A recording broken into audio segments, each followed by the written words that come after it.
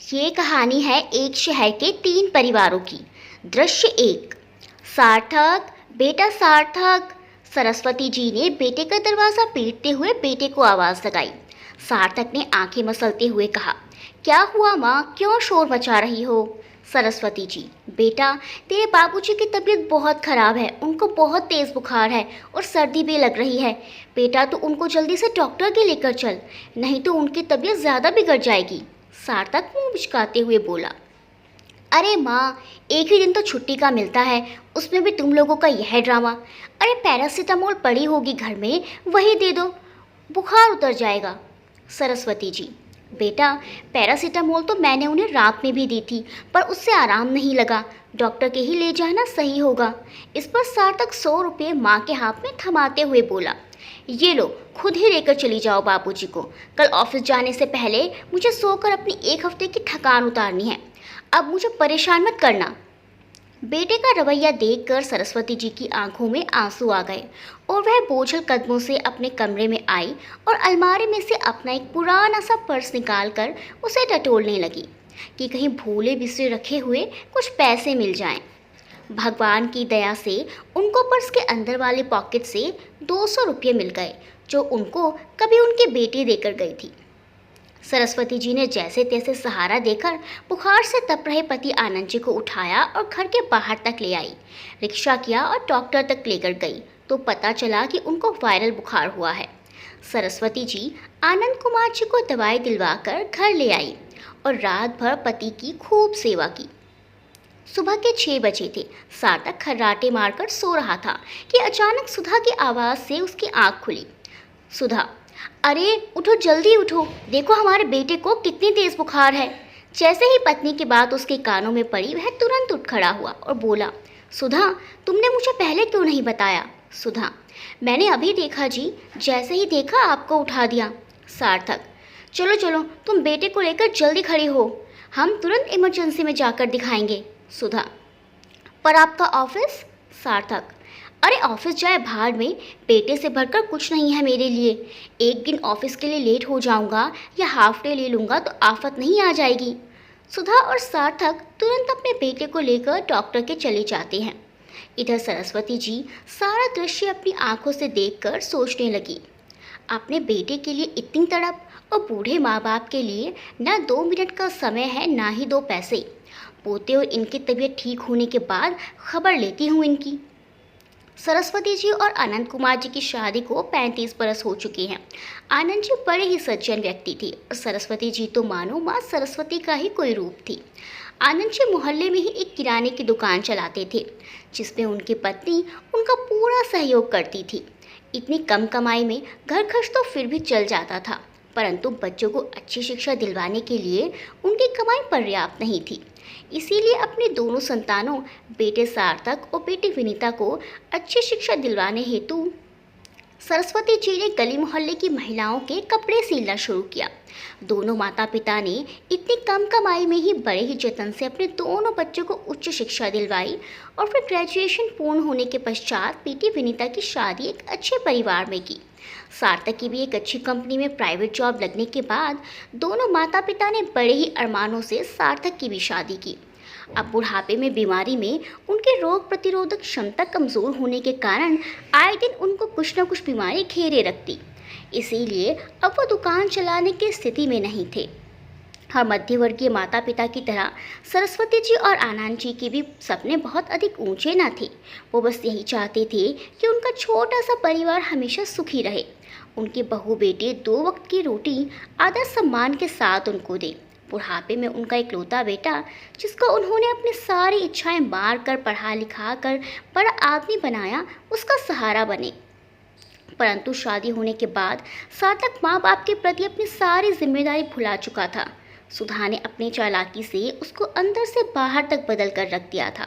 एक तरफ सुधा सास ससुर पर अत्याचार करती और सार्थक के ऑफिस से आने पर उसके भी सास ससुर के विरुद्ध कान भरती। अब बुढ़ापे में सरस्वती जी और आनंद जी करें तो करें क्या? दृश्य 2। गिन्नी सास के हाथ की बनी चाय पीकर मुंह बनाते हुए बोली, ओहो, ये कैसी चाय बनाई है तूने? लगता है बुढ़ापे में तेरा दिमाग सटिया गया है। एकदम फीकी चाय है, चीनी का तो नामो निशान नहीं है इसमें। हरलीन जी बहू की बात सुनकर बोली, बहू, जब तेरे ऊपर बुढ़ापा आएगा ना तब तुझे पता चलेगा। अगर तुझे मेरे हाथ का बना कुछ पसंद ही नहीं तो खुद बना लिया कर। सास की बात सुन गिन्नी भन्नाते हुए बोली, अच्छा, बड़ी ज़बान चलने लगी है तेरी। अगर इस घर में रहना है, रोटी पानी खाना है तो काम तो करना ही पड़ेगा। हरलीन जी, बहू ये मत भूल कि ये घर तेरे पति का नहीं, मैंने और मेरे पति ने अपनी कड़ी मेहनत से बनाया है। इस पर गिन्नी फिर चिल्लाते हुए बोली, हाँ हाँ, सब तूने और तेरे पति ने ही किया है। मैं और जसविंदर तो कुछ करते ही नहीं हैं। और तू जो मुफ्त की रोटियां तोड़ती है ना, वो मेरे पति की मेहनत की कमाई की होती हैं। बहू के बात सुन हरलीन जी किसी भी बहस से बचने के लिए अपने कमरे में चली जाती हैं। जसविंदर ऑफिस से घर आया तो गिन्नी ने उसके कान भरते हुए दिन में हुई घटना का वर्णन करते हुए कहा, आपकी माँ की कुछ ज़्यादा ही चोंच खुलने लगी है आजकल। आजकल तो हर बात का जवाब देती है। दिन में भी मुझसे बहुत बहस की। बोल रही थी कि ये घर मेरा और मेरे पति का है। पत्नी के बहकावे में आकर जसविंदर गुस्से में लाल हुआ माँ के कमरे में गया और माँ को दड़बड़ाते हुए बोला, माँ, तू क्या कह रही थी गिन्नी से कि ये घर तेरा और तेरे पति का है, और जो मैं दिन रात मेहनत करता हूँ उसका कुछ मोल नहीं है। पापा को मरे हुए तो 5 साल बीत गए हैं। 5 साल से मैं ही घर का कर्ज छुटा रहा हूँ और साथ में तुझे भी पाल रहा हूँ। एहसान मानना तो दूर, ऊपर से तू हमें ही बातें सुनाती है। हरलीन जी बेटे की बात सुनकर बोली, तो कौन सा गलत बोल दिया मैंने? ये घर मैंने और मेरे पति ने अपनी कड़ी मेहनत से बनाया है। तेरे कितना भी चीखने चिल्लाने से यह सत्य बदल नहीं जाएगा। और तू आज मुझे 2 रोटी की धौंस दिखा रहा है। इस 2 रोटी के बदले तेरी बीवी और तेरे बच्चों का नौकरानी की तरह सारा काम करती हूँ मैं। तुम लोग मुझ पर कोई एहसान नहीं करते। हरलीन जी बोल ही रही थी कि जसविंदर गुस्से में भड़कते हुए हाथ उठाकर बोला, चुप हो जा, वरना नहीं तो अब मेरा हाथ उठ जाएगा। गिन्नी जो माँ बेटे के बीच आग लगाकर दोनों के झगड़े का मजा ले रही थी, जसविंदर का हाथ पकड़ते हुए बोली, रहने दो जस्सी, अपना गुस्सा ठंडा करो। क्यों इसके मुंह लगते हो? चलो कमरे में चलो। बेटी बहू का ऐसा क्रूर रूप देखकर वो अपने आंसू रोक नहीं पाती और अपने पति की तस्वीर को सीने से लगाकर फूट फूट कर रोने लगती हैं और रोते रोते कहती हैं, क्यों छोड़कर चले गए आप मुझे? क्यों इस निर्दयी संसार में मुझे यूँ रोने तड़पने के लिए छोड़ दिया? काश मैं भी आपके ही साथ साथ मर गई होती तो आज ये दिन नहीं देखना पड़ता। हरलीन जी एक विधवा हैं जो अपने इकलौते बेटे जसविंदर और गिन्नी के साथ रहती हैं। उनके पति के देहांत को 5 बरस हो चुके हैं। पति के देहांत के बाद उनके लिए एक एक दिन एक एक साल के बराबर है। उनके पति बलबीर सिंह जी उन्हें जी जान से चाहते थे और अपने इकलौते बेटे जसविंदर को भी। उनकी पूरी दुनिया अपने बेटे और पत्नी के इर्द गिर्द ही घूमती थी। बलबीर सिंह जी बैंक में क्लर्क थे, परंतु अपने इकलौते बेटे की परवरिश में उन्होंने कभी भी तिल बराबर भी कमी नहीं की। जसविंदर की छोटी से छोटी इच्छा को भी वे सर आंखों पर रखते थे। घर में खाना भी जसविंदर की पसंद का ही बनता और घर की हर एक एक चीज़ उसकी पसंद को ध्यान में रखकर ही खरीदी जाती थी। हरलीन जी और बलबीर जी अपने बेटे को देख देख कर जीते। उसको उच्च शिक्षा दिलवाने के लिए दोनों माँ पिता ने अपनी हर इच्छा को अपने मन में ही दबा दिया ताकि उच्च शिक्षा प्राप्त कर उनके बेटे का भविष्य संवर सके और उसकी अच्छी जॉब लग सके। जॉब लगी तो बलबीर और हरलीन जी को अपने बेटे के सर पर सहरा बंधा देखने की इच्छा हुई। इससे पहले कि वो लोग जसविंदर के लिए लड़की देखना शुरू करते, एक दिन जसविंदर ने माँ पिता से अपनी पसंद की लड़की गिन्नी से शादी करने की बात कह डाली। गिन्नी जसविंदर के एक सहयोगी की बहन थी और वो दोनों एक दूसरे को पिछले 1 साल से पसंद करते थे। बलबीर सिंह और हरलीन कौर जी को जो बचपन से ही अपने लाडले बेटे की हर इच्छा खुशी खुशी पूरी करते आए थे, अब भी उन्हें बेटे की पसंद से कोई आपत्ति ना हुई और बड़े ही अरमानों के साथ बड़े ही धूमधाम से खुशी खुशी गिन्नी को अपने घर की बहू बनाकर ले आए। बलबीर और हरलीन जी को लगा कि गिन्नी के आने से उनका परिवार पूरा हो जाएगा, जिस छोटे से सुखी संपन्न परिवार का सपना हमेशा उन्होंने संजोया था। परंतु जसविंदर की शादी के 1 माह बाद ही बलबीर जी सड़क दुर्घटना का शिकार होकर इस संसार को छोड़कर चले गए और पीछे छूट गई हरलीन जी, जो पति की मौत के सदमे से काफ़ी मुश्किलों से खुद को संभालने की कोशिश ही कर रही थी कि गिन्नी ने इस कड़े समय में उन्हें संभालने के बजाय उल्टा अपने असली रंग दिखाने शुरू कर दिए। जसविंदर, जो कि इकलौता लाडला बेटा होने के कारण थोड़ा जिद्दी और गुस्सैल था, अब वह पूर्ण रूप से पत्नी के रंग में रंग चुका था और गिन्नी के साथ मिलकर माँ को परेशान करने और खरी खोटी सुनाने में कोई कमी नहीं छोड़ता था। और आज तो वे अपनी माँ पर हाथ ही उठाने वाला था। दृश्य 3। बेटा धनुष, तुम लोग हफ्ता भर के लिए जा रहे हो तो मुझे और अपने पिताजी को कुछ पैसे देता जा। कहीं भगवान ना करे तुम्हारे पीछे कुछ इमरजेंसी हो गई तो कम से कम हमें दिक्कत नहीं होगी। लक्ष्मी जी ने बेटे से कहा, जो अपनी पत्नी दीपाली और बच्चों के साथ एक हफ्ते की शिमला की ट्रिप पर जाने के लिए अभी ढेर सारी शॉपिंग करके घर आया था। माँ की बात सुन धनुष बोला, तुम दोनों बुड्ढों को तो बस पैसे मांगने के नए नए बहाने चाहिए होते हैं। अब हम घूमने जा रहे हैं तो एक और नया बहाना खोज लिया। दीपाली भी पति की हाँ में हाँ मिलाते हुए बोली, अरे खाने पीने का सब सामान तो घर में ही है, तो फिर पैसे किस लिए चाहिए। बेटी और बहू की बात सुन लक्ष्मी जी सहम कर रह गई। उनके मुंह से कुछ ना निकलने पाया, परंतु आंखों से आंसू जरूर निकलने लगे। इस पर भी दीपाली को चैन नहीं आया, तो माँ को रोते हुए देखकर बोली, बस जब देखो बच्चों की तरह आंसू बहाने बैठ जाती हैं। इस पर धनुष बोला, अरे छोड़ो दीपाली, इनको तो आदत है ड्रामा करने की। आंसू साफ करते हुए यह सोचते हुए अपने कमरे में चली जाती हैं कि क्या ये उनका ही बेटा है, क्या ये वही बहू है जिसको इतने लाड चाव से हम ब्याह कर लाए थे। बस यही सब सोचते सोचते वह अपने कमरे में चली गई। उनका उदास चेहरा देखा तो राजकुमार जी ने उन्हें प्यार से अपने पास बैठाया और उनका हाथ अपने हाथों में लेते हुए बोले, मैंने पहले ही मना किया था तुम्हें कि उसके आगे हाथ मत फैलाने जाओ। मैं तुम्हारा उतरा हुआ चेहरा नहीं देख सकता लक्ष्मी, बस इसीलिए मना किया था। जानता हूँ मैं अपने बेटे को कि वो कितना क्रूर है। लक्ष्मी जी, एक तो आपके ही खेत में हल जोत रहा है, आपके जीवन भर के कड़ी मेहनत से खड़े किए हुए कारोबार को हड़प कर बैठ गया है। ऊपर से हमें पाई पाई को तरसाता है। खुद तो कभी मेहनत नहीं करता, सारा पैसा बस घूमने फिरने और शॉपिंग में ही उड़ाता है। राजकुमार जी, लक्ष्मी, भगवान सब देख रहा है। इनके भी आगे संतान है। जैसे आज ये हमारे साथ करेंगे, कल को अपने संतान से ऐसा ही फल पाएंगे। बातें करते करते लक्ष्मी जी और राजकुमार जी सो जाती हैं। लक्ष्मी जी सुबह उठती हैं, कमरे से बाहर जाकर देखती हैं तो उनकी आंखें दंग रह जाती हैं। वे किचन के पास जाती हैं और फिर और ध्यान से देखती हैं।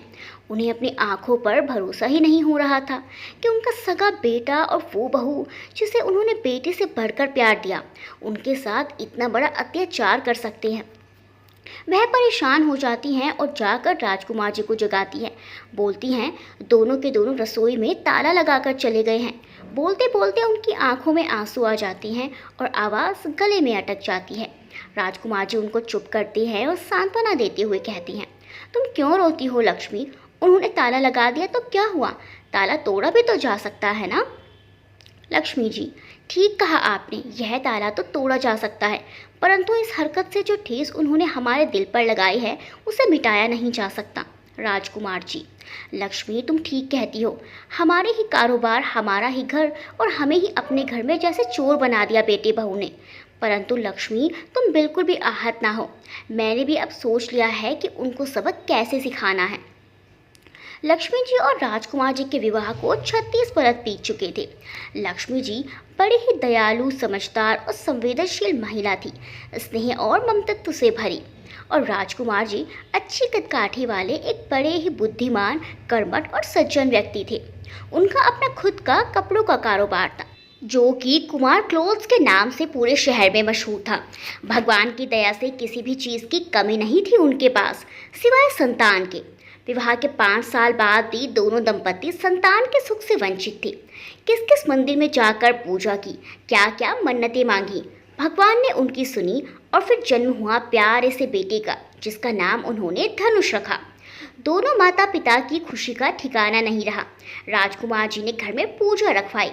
धनुष की पहली वर्षगांठ उन्होंने इतने धूमधाम से मनाई कि देखने वाले देखते ही रह गए। धनुष जैसे दोनों माता पिता की दुनिया बन गया था। दोनों उसे देख देख कर जीते, उसके आने वाले कल के लिए सपने बुनते।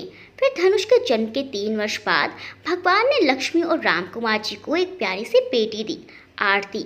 तो उनका परिवार जैसे पूरा हो गया था। चारों ओर खुशियां ही खुशियां थी। जब भी लक्ष्मी जी राम कुमार जी से कहती कि हमारा परिवार अब पूरा हो गया है, तो वो कहते, नहीं लक्ष्मी, अभी नहीं, हमारे परिवार तब पूरा होगा जब हमारे घर में भगवान की दया से एक प्यारी सी बहू आ जाएगी। तो लक्ष्मी जी हंस पड़ती। राजकुमार जी धनुष की 5वीं वर्षगांठ पर एक दूल्हे की ड्रेस लेकर आए थे, एक बढ़िया सी शेरवानी और साथ में दूल्हे वाली पगड़ी भी। उसे पहनकर धनुष सच में छोटा सा दुल्हा लग रहा था और लक्ष्मी जी और राम कुमार जी उसकी बलाएं लेते नहीं थक रहे थे।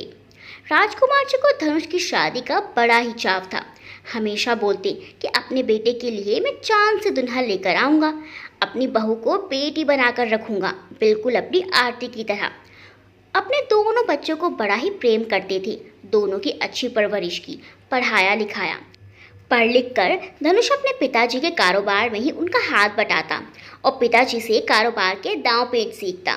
और अब बारी थी धनुष की शादी की, जिसका राम कुमार जी को कब से इंतजार था। दूर के रिश्तेदार द्वारा धनुष के लिए सुझाई हुई लड़की दीपाली उन्हें अपने बेटे के लिए एकदम सुयोग्य लगी। बड़े ही धूमधाम से धनुष की शादी दीपाली से संपन्न कर उसको बहू के रूप में बेटी बनाकर घर ले आए। लक्ष्मी जी और राम कुमार जी दीपाली को बहुत प्रेम करते।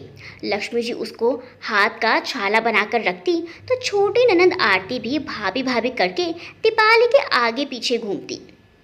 परंतु दीपाली बिल्कुल ऐसे ना निकली जैसा लक्ष्मी जी और राम कुमार जी ने सोचा था। वह बड़ी ही चतुर और चालाक प्रवृत्ति की थी। वह घर का कोई काम नहीं करती थी और यहाँ तक कि एक आरती को भी काफ़ी परेशान करती।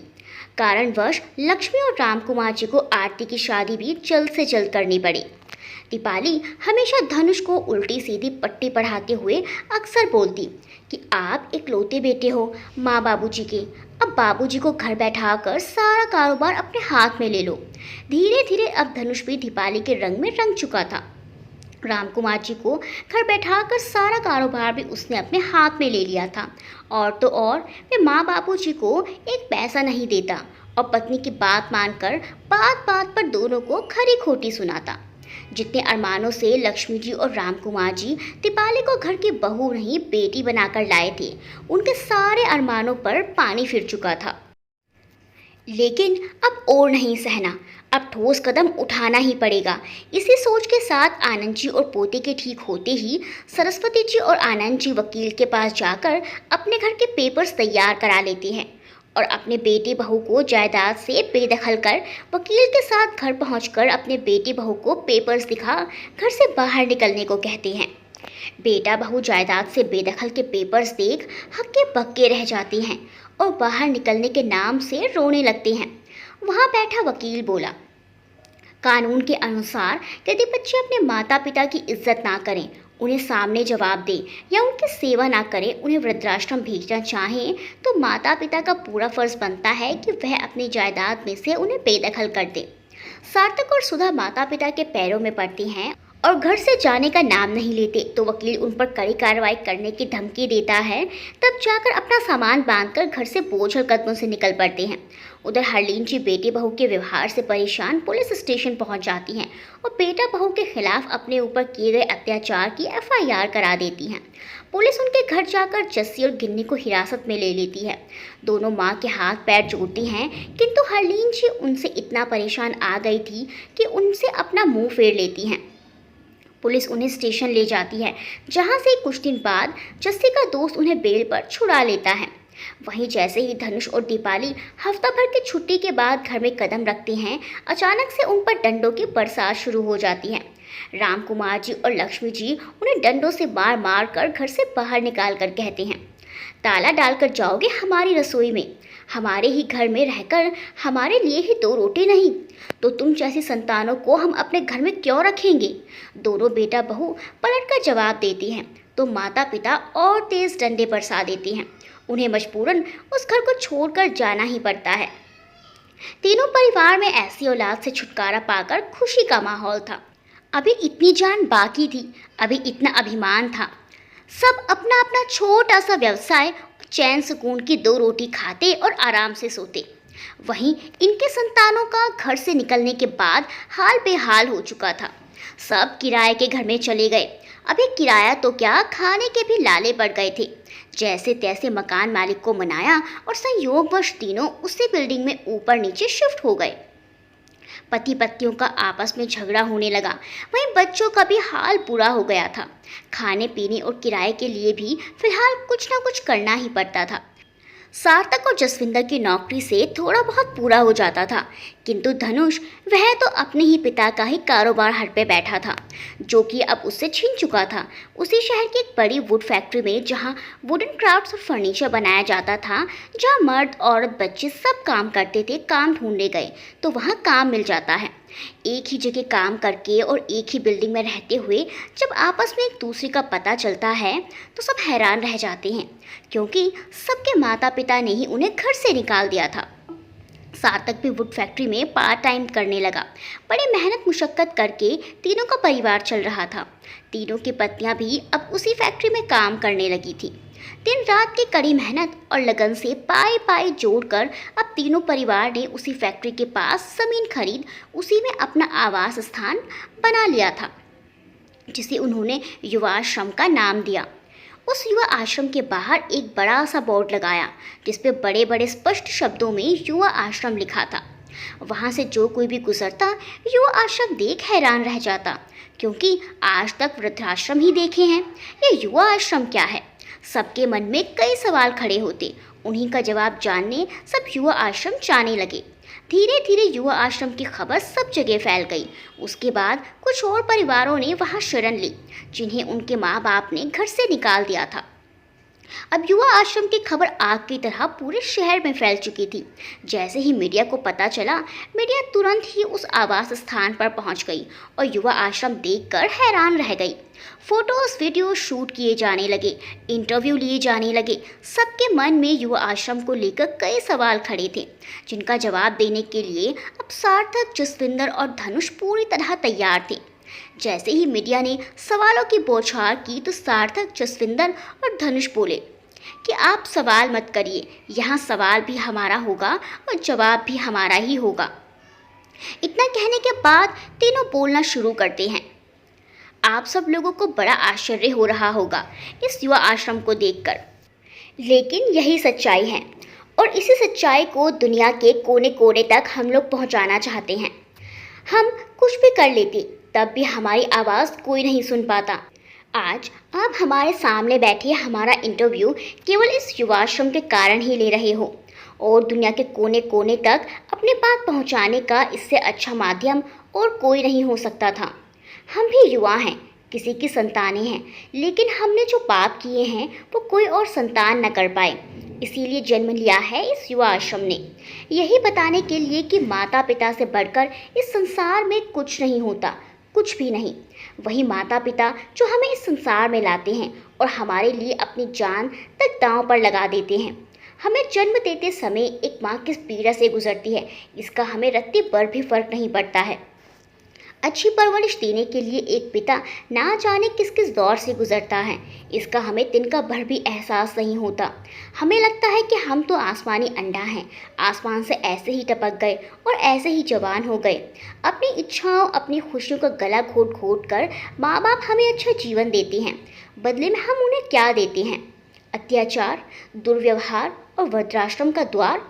हम अपने बूढ़े माता पिता को कचरा समझकर कूड़ेदान में फेंकना चाहते हैं, तभी तो जगह जगह वृद्धाश्रम का निर्माण हुआ है। तो आज हमें युवा आश्रम का निर्माण किया, तो सब इतने अचंभित क्यों हैं? क्या आश्रम में रहने का हक केवल माँ बाप का होता है? बच्चों को क्यों नहीं हो सकता? जिन घरों से निकलकर हम अपने बूढ़े माता पिता को फेंकते हैं, वो घर उन्हीं के खून पसीने की कमाई का होता है। हमें तो अब जाकर एहसास हुआ है कि एक घर बनाने में इंसान का सारा जीवन बीत जाता है और आखिर में उसी घर से उनकी औलाद उन्हें निकाल बाहर फेंकती है, तो माता पिता के हृदय पर क्या बीतती होगी। घर से निकलने के बाद हम सब ने इस फैक्ट्री में 18-18 घंटे काम किए हैं, ना दिन की होश ना रात का पता, तब जाकर यह आवाज़ खड़ा कर पाए हैं। यहाँ प्यार से खिलाने वाली माँ नहीं थी, यहाँ हर ख्वाहिश पूरी करने वाला पिता नहीं था। वही माँ जो कमरे में सोता देख कहती है, मेरा बच्चा सो रहा है, लाइट ऑफ कर दूँ, आराम से सो जाएगा। यहाँ वो पिता नहीं था जो बोलने से पहले बेटी की ख्वाहिश पूरी कर देता है। जहाँ रातों में जाग जाग कर काम किया है, कोई कहने वाला ही नहीं था कि सो जा बेटा, रात बहुत हो गई है। क्यों भुला देते हैं हम अपने माता पिता का वो प्यार? क्यों माता पिता इतने बच्चों को पाल लेते हैं और इतने बच्चों से एक माता पिता पाले नहीं जाते? मम्मी पापा, आप भी हमें देख रहे होंगे। हमने आपके साथ जो नीच कर्म किए हैं उसके लिए हम बहुत शर्मिंदा हैं और आज पूरी दुनिया के सामने हम हाथ जोड़कर आपसे अपने किए की माफ़ी मांगते हैं। और हम दुनिया की हर एक संतान को यही संदेश देना चाहते हैं कि समय रहते संभल जाओ, अपने माता पिता को वही प्यार दो जो वो बचपन से जवानी तक हमें देते आए हैं। उन्हें वही मान सम्मान दो जिनके वो हकदार हैं, नहीं तो पछताने के सिवा कुछ भी हाथ नहीं लगेगा, कुछ भी नहीं। इसी बात के साथ सार्थक जसविंदर धनुष आंखों में आंसू लिए अपना इंटरव्यू समाप्त करते हैं। वहाँ मौजूद सभी मीडिया कर्मी की आंखें भी नम हो जाती हैं। जैसे ही ये इंटरव्यू वायरल होता है, सब हैरान रह जाते हैं। इस इंटरव्यू में कही जाने वाली बातों को बहुत सराहना मिलती है और हर छोटे बड़े की आंखें नम हो जाती हैं और हर बात पर गौर किया जाता है। जब युवा इस इंटरव्यू को देखते हैं तो अपने माता पिता के प्रति उनमें स्नेह भर जाता है। सभी बेटे अपने माता पिता को गौर से देखते हैं, उनके साथ अपना समय व्यतीत करते हैं, उनकी बातें सुनते हैं। सभी बहुएं बेटियां अब अपने माता पिता के साथ साथ अपने सास ससुर की खूब सेवा करती हैं, उनका आशीर्वाद लेती हैं। अब उस शहर के अलावा इंडिया के और शहरों में भी वृद्धाश्रम के निर्माण का आंकड़ा गिरता चला गया और युवा आश्रम एक ही खुलकर रह गया। उसके बाद कोई युवा आश्रम नहीं खुला।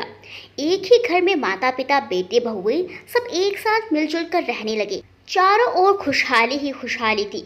यदि कोई संतान अब ऐसा नीच कर्म करती तो उसे युवा आश्रम का ही रुख करना पड़ता था, जहां उन्हें आटे दाल का भाव पता चल जाता था। इसीलिए सभी औलाद अपने माता पिता को वही प्यार सम्मान देने लगी जिसके वो हकदार हैं। जब सरस्वती जी, आनंद जी और हरलीन जी, लक्ष्मी जी और राजकुमार जी ने अपने बच्चों का ये इंटरव्यू देखा तो आंखों से आंसू बहने लगे। कहने लगे, चलो जो होता है अच्छे के लिए होता है, हमने इन्हें घर से निकाल कर कोई गलती नहीं की। आज कम से कम वो अपने पैरों पर खड़ा होकर दुनिया को ये संदेश तो दे रहे हैं।